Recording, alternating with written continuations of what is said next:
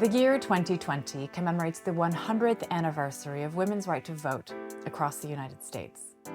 The Frick is celebrating with a series of videos honoring stories of women at the museum who made, appeared in, collected, and took care of art in this collection.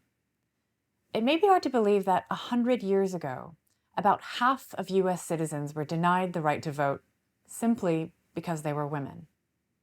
Though today, many people across the country are still working to ensure that every citizen can cast a vote. In 1920, millions of American women's voices finally counted in the crucial act of electing government. At the same time, women were trailblazing in new professional fields, succeeding in roles previously occupied solely by men. This episode is about one such woman. In 1914, when Henry Clay Frick was furnishing his new home on Fifth Avenue, what would later become the Frick Collection, he hired a team of men to design and decorate its rooms. That was certainly not unusual at the time. Elsie de Wolfe made herself part of this team and a significant part of the Frick's history, eventually becoming one of the most celebrated decorators of the early 20th century.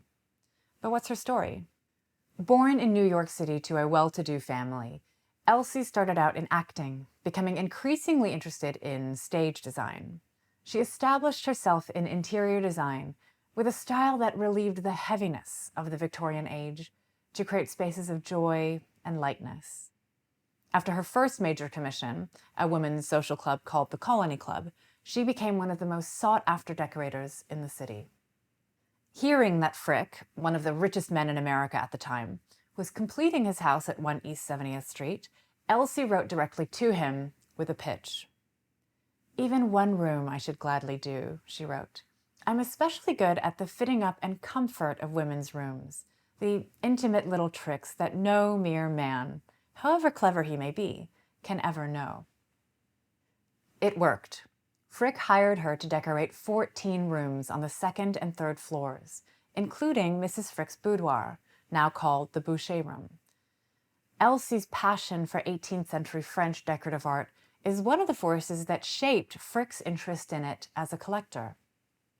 In Manhattan, she lived with her longtime partner, Bessie Marbury.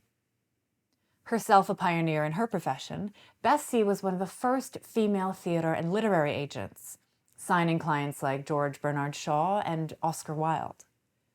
They lived together until Bessie's death in 1933, despite Elsie having made a marriage of mutual convenience to a Sir Charles Mendl in 1926, when she was already in her 60s.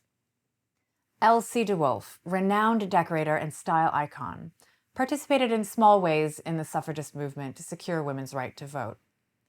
But we celebrate her primarily for her acts of doing and being, for making a place for herself in her profession, for making her voice heard, for being herself, and fabulously so, leading women after her to break down barriers of their own.